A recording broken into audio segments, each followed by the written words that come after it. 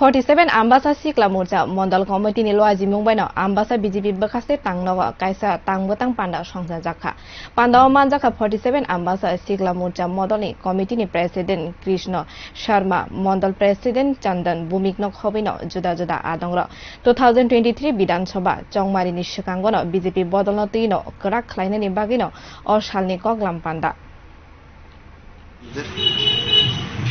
আজকে এই কার্যকারী বৈঠকের মূল উদ্দেশ্য হল 2023 যে বিধানসভা নির্বাচন আমাদের যুব সংগঠনকে কীভাবে